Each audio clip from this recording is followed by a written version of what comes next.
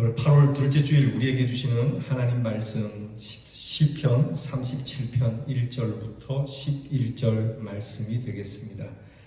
구약 성경 827면에 시편 37편 1절부터 11절 말씀입니다. 이 귀한 말씀 제가 봉독할 때에 여러분들에게 하나님의 귀한 음성이 들리는 축복이 함께하길 바랍니다. 악을 행하는 자들 때문에 불평하지 말며 불의를 행하는 자들을 시기하지 말지어다. 그들은 풀과 같이 속히 배임을 당할 것이며 푸른 채소와 같이 쇠잔할 것임이로다. 여호와를 의뢰하고 선을 행하라. 땅에 머무는 동안 그의 성실을 먹을 거리로 삼을지어다. 또 여호와를 기뻐하라. 그가 내 마음의 소원을 내게 이루어 주시리로다. 내 길을 여호와께 맡기라. 그를 의지하면 그가 이루시고 내 의를 빛같이 나타내시며 내 공의를 정오의 빛같이 하시리로다. 여호와 앞에 잠잠하고 참고 기다리라. 자기 길이 형통하며 악한 꾀를 이루는 자 때문에 불평하지 말지어다. 분을 그치고 노를 버리며 불평하지 말라. 오히려 악을 만들 뿐이라. 진실로 악을 행하는 자들은 끊어질 것이나 여호와를 소망하는 자들은 땅을 차지하리로다. 잠시 후에는 악인이 없어지리니 내가 그곳을 자세히 살필지라도 없으리로다. 그러나 온유한 자들은 땅을 차지하며 풍성한 화평으로 즐거워하리로다. 아멘. 한 청년이 있었습니다. 이 청년이 하나님 앞에 기도하기를, 하나님, 세상을 변화시킬 힘을 주세요. 세상을 고칠 수 있는 힘을 주세요. 그렇게 하나님 앞에 기도하고 이 세상을 변화시키기 위하여 이 청년이 열심히 뛰어다녔습니다. 그러다가 세월이 흘러서 이 청년이 나이가 들어 중년이 되었습니다. 중년이 되자 이 청년의 입에서는 세상을 변화시킬 힘에 대한 기도보다는, 하나님, 저를 만나는 사람이라도 변화시킬 수 있는 힘을 주세요. 하나님, 우리 가정만이라도 고칠 수 있는 힘을 달라고 그의 기도가 바뀌었습니다. 그리고 세월이 많이 흘러 이 청년이 나이가 들어 노년이 되었습니다. 노년이 되어버린 이 청년은 하나님 앞에 엎드려 이렇게 기도합니다. 하나님, 나 하나를 고칠 수 있는 은총을 주시옵소서. 나 하나라도 변화시킬 수 있는 그 은혜만 있다면 그것으로 족하겠습니다. 우리는 살아가면서 세상이 바뀌기를 원하고 세상이 바뀌어야 큰 일이 있을 거라고 하지만 세상을 바꾸는 것보다 나 하나 바꾸는 것이 더 힘들다는 것을 깨닫게 됩니다. 세상을 보면서 오늘 우리는 세상이 달라지기를 바라고 또 큰 공동체가 변화되기를 바라지만 정작 나는 변화되기를 원치 않는 사람은 아닐까. 정부가 고쳐져야 되고 정권이 달라져야 되겠다라고만 이야기를 하지, 정작 나 하나의 고침과 나 하나의 개혁과 변화는 어떻게 되어가고 있는지 이 이야기를 통해서 우리는 스스로 물어보아야 할 겁니다. 오늘 성경을 보게 되면 하나님의 사람들은 이렇게 살아야 한다라고 하는 시편의 말씀이 나옵니다. 하나님을 기뻐해야 하고 하나님께 맡겨야 하고, 그리고 악인의 형통을 부러워하지 말고 하나님의 귀한 뜻을 참고 인내하며 기다리며 사는 것, 그것이 하나님의 사람 곧 성도가 그렇게 살아야 된다라고 하는 말씀을 주십니다. 그러면서 하나님의 사람들이 그렇게 살게 되면 얻는 하나님의 축복이 무엇인가? 오늘 말씀 마지막 절 11절에 그렇게 결론을 내립니다. 온유한 자들은 땅을 차지하며 풍성한 화평으로 즐거워하게 될 것이다. 그러니까 하나님의 사람들은 온유하게 살아야 하고, 온유하게 사는 하나님의 사람들은 땅을 차지하며 더불어 화평을 즐기며 살아가게 될 것이라고요. 요즘처럼 땅, 또 집 문제가 시끄러웠던 적이 없던 것 같습니다. 참 부동산에 지저분한 많은 문제들이 있죠. 너도 나도 많은 집을 소유하기를 원하고 한 채라도 더 가지려고 혈안을 부리지 않습니까? 시비도 많고 비난의 소리도 많습니다. 죽을 때 누울 땅 한두 평, 많으면 3평밖에는 필요하지 않을 텐데 요즘은 또 화장을 하니까 무슨 땅이 필요하겠습니까?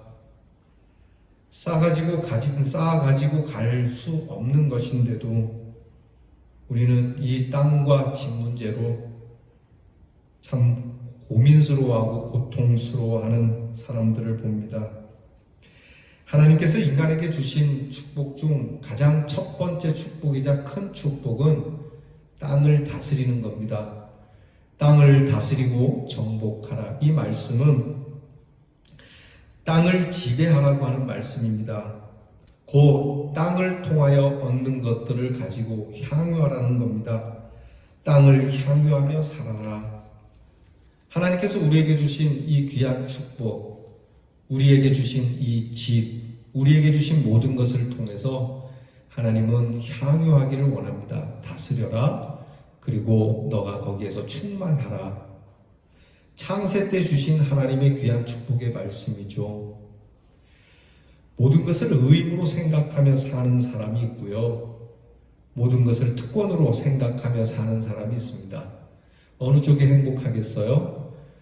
하는 것마다 할 수 없이 의무감을 가지고 사는 사람과 하는 것마다 특권인 줄 알고 즐기며 사는 사람, 분명히 의무로 생각하는 사람은 불행한 것이고요. 그리고 별로 신통치 않아도 즐기며 사는 사람은 행복한 사람일 겁니다.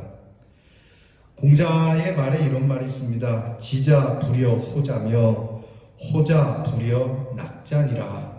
이건 뭐냐면 아는 사람은 좋아하는 사람만 못하고 좋아하는 사람은 즐기는 사람만 못하다.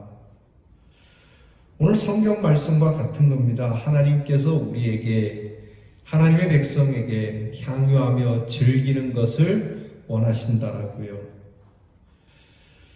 제 큰아들이 음악을 합니다. 재즈 드럼을 하는데 드러머예요. 제 아들이 드럼을 시작할 때가 중학교 2학년 때였는데 게임하던 우리 아들이 어느 날 드럼 학원 다닌다니까 제가 좋았죠. 게임에 빠지는 것보다는 드럼 치는 게 좋겠다.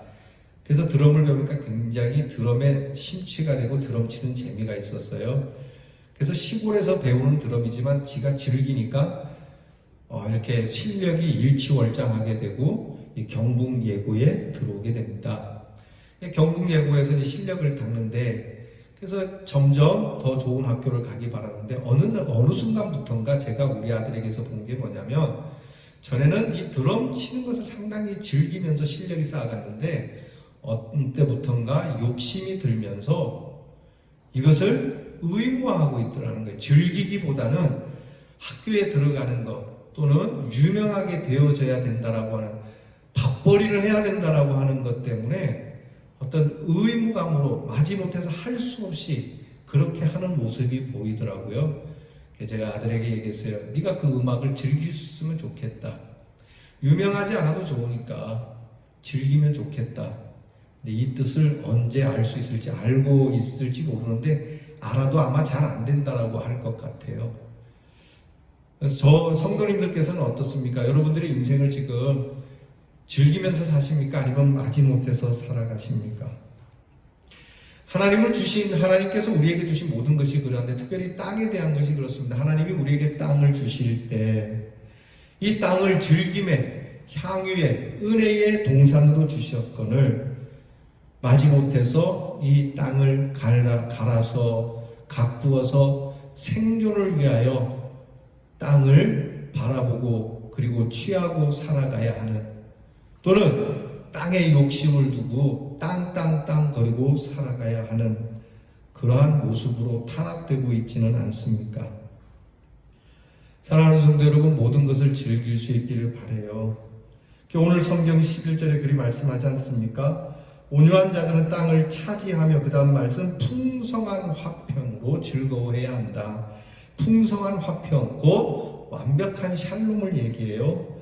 결국 하나님이 주시는 이 샬롬이 우리에게 풍성해야 즐길 수 있다는 겁니다. 하나님은 우리에게 복을 주시면서 즐기도록 해주시죠. 우리에게 복을 주시면서 화를 섞어 주시는 분이 아닙니다. 우리에게 복을 주시면서 하나님이 근심을 겸하여 주시지 않는다고 성경은 말합니다. 그러니까 하나님이 우리에게 주시는 것은 온전한 축복이지 근심이 그 안에 숨어 있거나 화가 숨어 있지는 않습니다. 그런데 이것을 사람들이 근심으로 화로 바꾼다는 것이 문제죠. 하나님이 주신 귀한 재물, 돈, 그것이 여러분의 근심거리로 나아갈 수 있고요. 여러분의 지식과 여러분의 공부와 여러분의 출세가 그렇게 화의 건더기가 된다면 여러분 이것은 하나님의 축복이 될 수 없다는 것이죠.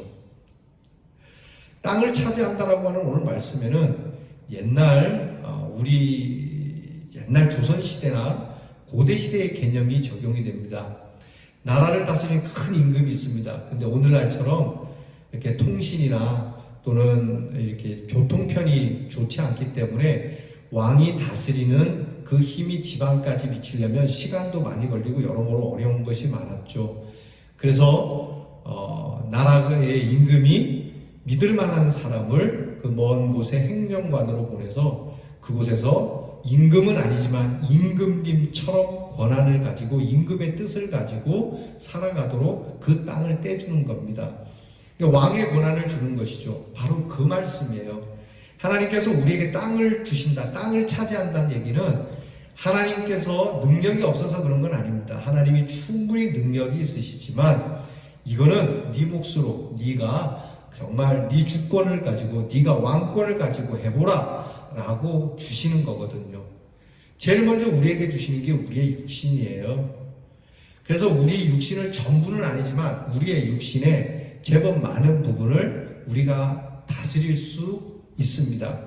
그래서 이 육신을 어떻게 내가 다스리느냐에 따라서 또 어떻게 다스림을 받느냐에 따라서 이 육신이라고 하는 나라가 부하고 건강할 수도 있고 쇠하고 빈약할 수도 있는 거예요. 또한 물질도 그렇습니다. 물질도 하나님께서 우리에게 맡겨주신 땅이에요. 그래서 이 물질을 내가 어떻게 다스리느냐에 따라서 부유하게 하기도 하고 준 것마저도 뺏길 수도 있고 가난하게 되기도 하죠. 우리에게 주신 것이 많습니다. 우리에게 이것을 차지하라고 준 것, 육신과 그리고 돈과 시간과 건강과 그리고 우리 눈에 보이는 이런 땅들과 많은 부분들을 하나님께서 우리에게 맡기셨어요. 우리에게 주셨어요. 우리에게 그리고 자치권을 주셨어요. 그래서 이것을 잘 다스리라. 그러면 어떻게 다스려야 되느냐? 어떻게 다스려야 이것이 부하고 내가 다스리는 걸 통해서 내가 어떤 즐거움을 얻을 수 있겠느냐? 그것은 바로 온유함에 달려있다는 거예요. 우리에게 주신 모든 것을 온유함으로 다스릴 때 하나님은 더하여 주신다는 겁니다. 온유함. 그럼 이 온유함이 뭐냐? 이 온유함은 바로 하나님이 우리에게 주시는 축복의 가장 기본적이고 기초적인 하나님의 선물입니다. 온유하지 못하면 있는 것마저 뺏기게 되죠. 아까 말씀드린 것처럼 온유함으로 다스리지 못하면 시간이고 재물이고 내 건강이고 가정이고 내 직장이고 다 날아가는 것이죠. 부도가 나는 겁니다. 온유하지 못한 자의 것을 하나님은 거두어 가시죠. 그럼 이 온유함에 대해서 우리가 오늘 말씀을 통해서 배워봅시다. 온유한 자라고 일컫는 칭함을 받은 1호가 모세입니다. 성경에서는. 이 사람은 온유함이 모든 지면에 있는 사람보다 가장 우수한 사람이다. 온유함에 우수한 성적을 가진 자 모세. 민수기 12장 3절에 하나님께서 그렇게 인정하세요. 모세가 왜 온유할까? 승질도 많이 부리고 모세 모습 보시죠. 모세가 굉장히 이게 좀 다혈질적인 사람이거든요. 막 성질을 막 내는 모습이 나오잖아요. 또 심지어는 자기 분을 이기지 못해서 사람을 죽이기도 하잖아요. 이렇게 실수도 많은 모세가 왜 하나님께서는 온유한 사람이다라고 말씀해 주느냐 이 말씀이죠. 여러분, 하나님께서 모세가 온유하다라고 말씀해 주실 때 이 모세 자체를 보시면 안 되고 언제 이 사람이 온유하다라고 말씀해 주는지 그 상황이 중요해요. 언제 그랬느냐, 언제. 모세가 일평생 온유했던 건 아니에요. 모세가 온유했던 순간이 있어요. 그게 언제냐면 한 번은 모세가 이스라엘 백성들을 이끌고 가나안으로 가는 여정 중에 있습니다. 근데 이 모세가 광야 길 중에 재혼을 하게 됩니다. 한 여인과 결혼을 하게 되는데 그 여자는 구스, 이디오피아죠. 이디오피아 여인과 결혼을 하게 됩니다. 이스라엘 사람들은 자기 동족과 자기 민족과 그 핏줄을 이어가야 된다라고 하는 그 책임성, 혈통의 순수함 때문에 다른 이민족과는 결혼하지 않죠. 그런데 정식으로 이 구스 여자와 결혼을 했습니다. 이를 두고 사람들이 굉장히 의아했고 비난을 하는데 그 중에 모세의 누이인 미리암 그리고 형인 아론까지 나서서 모세가 지도자가 어떻게 이런 여자와 결혼할 수 있냐고 비난을 합니다. 요즘이야 다문화 가정하고 결혼하는 게 뭐 문제입니까? 다문화 가정 여러분 그렇지 않습니까? 모세도 다문화 가정이에요. 그러니까 다문화 가정에 대해서 뭐라고 하면 안 돼요. 여러분 성경에 나오는 거니까. 근데 이것을 비난하던 사람들이 있었는데 그때 모세가 민족의 영도자고 지도자이지만 아무 말 하지 않았어요. 여러분 이런 비슷한 구조를 갖는 나라가 북한이지 않습니까? 북한의 김정은 그 최고 지도자한테 이렇게 비난하는 일이 있다면 그 사람은 그 다음날 어떻게 될 것 같습니까? 당연하지 않겠습니까? 총살이죠. 그런데 모세는요, 그 모든 비난을 그냥 가만히 듣고만 있고 아무 대꾸도 하지 않습니다. 그렇다고 해서 그 구스 여자를 버리지도 않았습니다. 그냥 그저 묵묵히 참고 그의 일을 행하고 있습니다. 그때 하나님께서 모세에게 하신 말씀이 그거예요. 미리암 너 조용해라. 모세는 온유함이 지면에 모든 사람보다 승한 사람이다. 여러분이 온유함이라고 하는 것은 온순함과는 차이가 있다고 합니다. 온유함은 강함에서 오는 부드러움이고요. 온순은 약함에서 오는 부드러움이라고 합니다. 성경에 쓰이는 이 온유라고 하는 말은 진통제의 역할을 한다는 것과 비슷합니다. 그 신경 안정제 역할이죠. 막 흥분이 되고 막 열받고 안정이 안 되고 심지어는 몸에 고통이 올 때 진통제나 안전제를 맞고 나면 잠시 후에 차분하게 가라앉듯이 바로 그런 모습, 그런 힘을 온유라고 말합니다. 힘이 없는 게 아니에요. 비겁한 게 아니에요. 분명히 강해요. 분명히 힘도 있고 권력도 있고 지도력도 있고 권한도 있어요. 그런데 부드럽습니다. 참 어려운 것이죠. 제가 이 말씀에 많이 회개를 합니다. 목사가 지도력과 권한이 있을수록 부드러워야 될 텐데 말이죠. 여러분 저를 위해서 기도 많이 해주시기 바랍니다. 온유라고 하는 것, 이것은 극단적이지 않습니다. 항상 중용적인 마음이고 자제력을 잃지도 않아요. 스스로 자기 절제력을 잘 갖는 마음을 이야기하고 자기와의 싸움에 결코 지지 않는 그러한 마음을 이야기합니다. 온유는 겸손과 같은 형제의 단어이지만 겸손은 온유함에 비해서 소극적이라면 온유는 겸손보다 적극적인 말이에요.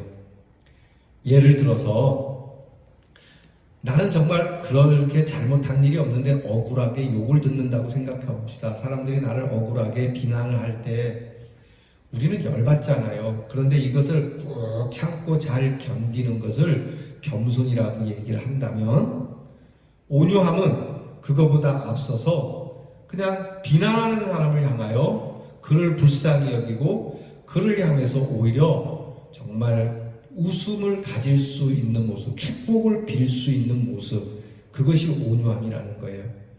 스데반이 그렇죠. 스데반이 지금 돌을 던진 사람들에게 돌을 맞고 있잖아요.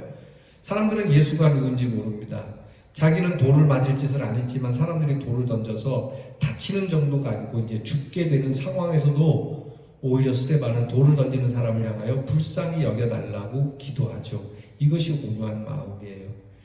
우리가 이 모습을 예수님께 보지 않습니까? 이 온유한 것은 우리 스스로가 가질 수 없어요. 그래서 하나님 앞에 구해야 합니다. 하나님 우리에게 온유함을 주세요. 성령의 열매들 가운데 성령의 열매가 있지 않습니까? 9가지 열매. 그 성령의 열매 가운데 하나가 온유이기 때문에 성령이 결국 우리에게 주시는 마음이고 성령이 주시는 마음을 가지고 우리가 맺을 수 있는 것이 온유함입니다. 이 온유는 결국 성령의 열매라면 하나님 아버지의 성품이에요. 그러니까 하나님 아버지 앞에 이 온유함을 달라 그래야 돼요. 우리가 하나님의 아들 예수는 겸손이라고 하는 단어를 쓰지만 아버지 하나님에 대해서는 겸손함을 쓰지 않습니다. 하나님 아버지에 대해서는 온유하시다라고 하는 하나님의 성품은 겸손이 아닌 온유함을 쓰는 이유가 여기에 있는 것이죠. 왜요? 하나님은 악한 자를 보면서도 악한 자의 밭에 비를 주시고 하나님은 나쁜 놈을 보시지만 그에게도 햇빛을 주시는 분이시거든요. 우리는 악한 사람을 보면 우리의 페이스를 잃어버리죠. 저 사람 보면 요동을 칩니다. 악한 사람을 보면 우리는 얼굴이 울그락불그락해지죠. 악한 사람은 아니어도 내 마음에 들지 않는 사람만 보면 우리는 대번에 안색이 변하게 되어 있습니다. 그런데 하나님께서는 아무리 극악한 사람이라지만 하나님의 페이스를 잃지 않습니다. 그저 하나님은 하나님 하시는 일 잠잠히 행하고 계시고 이루어 가시는 분이시죠. 그리고 그들을 향하여서 스데반처럼 오히려 그들을 불쌍히 여기시는 그런 모습을 보여주시는 것처럼 이 온유함은 하나님의 성품인 겁니다. 여러분, 할 말 다 하고 살아야 되는 오늘날 사람들에게는 온유함을 배울, 온유함을 받을 그릇이 점점 작아진다라고 하는 겁니다. 온유함은 여유가 많고 불쌍히 여기고 사랑하기에 부드럽고 따뜻한 성품이기에 오늘 성경이 말씀하는 대로 참고 인내하고 기다리는 사람에게 주시는 하나님의 선물이기에 여러분, 이 온유함 이것을 받으려면 할 말을 무조건 다 해야 된다. 일단 다 말하고 봅시다 라고 하는 성품은 우리가 조금 하나님 앞에서만큼은 우리가 귀담아 듣고 다스려야 될 것입니다. 논문 중에 온유한 선지자 칼빈이라고 하는 논문이 있더라고요. 그 논문에 보면 칼빈에 대한 아주 아름다운 이야기가 나옵니다. 칼빈이 프랑스 스트라스부르에 공부를 하러 이렇게 가게 됩니다. 프랑스로 공부하러 가던 길에 스위스 제네바에 잠깐 들르게 되는데 거기에 유명한 윌리엄 파렐과 그 사람이 함께 하는 교인들에게 우리를 좀 가르쳐 주세요. 우리에게 설교 좀 해주세요. 하도 좋으니까 공부하러 가던 길을 잠깐 멈추고 그 스위스에서 제네바에서 교회에서 밤낮으로 설교하고 3년 동안 목회를 하게 됩니다. 근데 이 칼빈 목사가 칼빈 선생님이 워낙 강직한 분이거든요. 삐뚤어지는 게 없는 거예요. 그래서 물이 너무 맑다고 해야 되겠죠.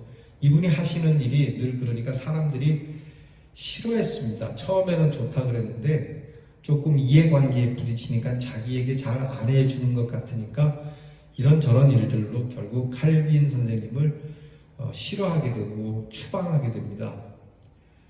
칼빈 선생님이 결국 제네바 교회에서 나와서 공부하러 했던 프랑스에 가서 공부를 하는데 시간이 지나면서 제네바의 교회가 자꾸 부정하게 되고 부패하게 되고 썩어가게 되고 이상하게 흐르게 되고 도저히 안 되겠거든요. 그래서 야, 우리가 칼빈 선생님을 다시 모셔와야 되겠다.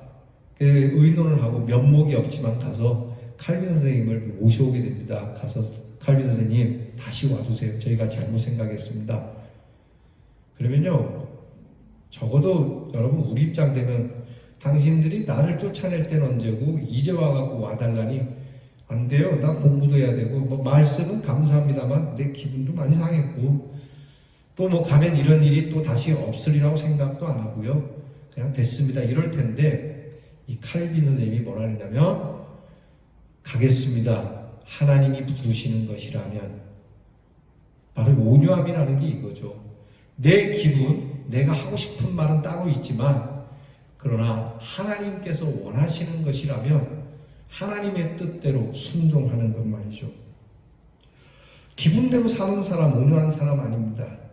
멀리 주의 뜻을 생각하며 조용히 여유 있게 순종하는 사람, 그리고 그 순종을 즐기는 사람, 이런 사람이 온유한 사람입니다. 이런 사람들에게 이 온유의 힘이 나타나는데 이 온유의 힘은 하나님을 기뻐하는 사람으로 만들고 하나님께 모든 것을 맡기는 사람으로 만들고 하나님을 기다리며 오래오래 참을 줄 아는 사람으로 만들고 악한 자를 보며 불평과 시기와 질투하지 않는 자로 세움을 입게 된다라고 말합니다. 무엇보다 이런 자에게 온유함을 가진 자에게 하나님은 넓은 지경을 주시고 높이 세워주시고 그리고 왕권을 주시며 여기에 하나님의 평강, 하나님의 약속된 샬롬을 부어주신다라고 하는 겁니다. 사랑하는 성도 여러분, 우리가 살아가면서 여러분의 지경이 넓어질 수 있기를 바랍니다. 큰 집을 가지고도 아주 한 평짜리 집을 사는 사람이 있고 한 평짜리 집을 살면서도 대궐같이 사는 사람이 있습니다. 얼만큼 차지하고 계십니까? 많은 시간을 가지고도 쫓기며 사는 사람이 있고 적은 시간을 가지고도 넉넉하게 쓰는 사람이 있습니다. 여러분은 여러분에게 주어진 모든 것들을 어떻게 다스리고 계십니까? 무엇으로 다스리고 계십니까? 돈으로? 힘으로? 아닙니다. 하나님께서는 우리에게 말씀하십니다. 온유함으로 다스리는 자, 온유한 힘을 갖고 있는 자, 그 힘을 가진 자에게 내가 더 풍성하게 줄 것이며 여기에 화평까지, 평강까지, 샬롬까지 부어주시겠다고 말씀하십니다. 기도하겠습니다. 하나님, 우리는 하나님이 주신 모든 것을 돈으로 다스리면 되는 줄 아는데 또는 힘으로 건강으로 다스리면 되는 줄 알았더니 이 모든 것까지도 하나님이 주시는 온유한 마음으로 다스려야 됨을 성경을 열어서 비로소 알게 되었습니다.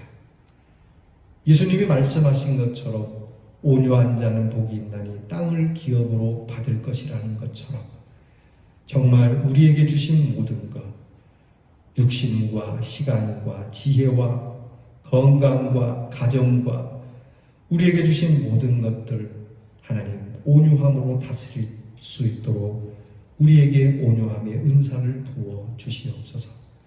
힘이 없어서가 아니라 힘이 있음에도 부드러움과 따뜻함을 가지고 그리고 멀리 내다보는 인내심을 가지고 하나님 앞에서 즐거운 순종, 즐겨하는 순종을 가지고 주님 우리에게 주신 것들을 다스리며 누리며 살아가는 이 귀한 온유함의 능력으로 승리하는 대인의 성도들이 되게 해 주시옵소서. 예수님 이름으로 기도하옵나이다.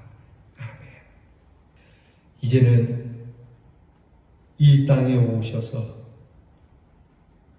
우리를 위하여 온유한 마음으로 십자가를 지신 우리 주 예수 그리스도의 은혜와 죄인되고 악한 저희들에게 그 십자가의 사랑으로 구원해 주시고 여전히 구원을 이루어 가시는 그 온유하신 아버지의 사랑과 힘도 능력도 아무것도 맺을 수 없는 말라버리고 메마른 죽어버린 우리 인생에게 귀한 열매를 맺어 우리로 풍성한 것을 누리며 즐길 수 있도록 귀한 힘을 주시는 성령의 온유함의 은사가 사랑하는 우리 대연의 모든 예배자들 위해 이제로부터 영원토록 함께하시기를 축원하옵나이다.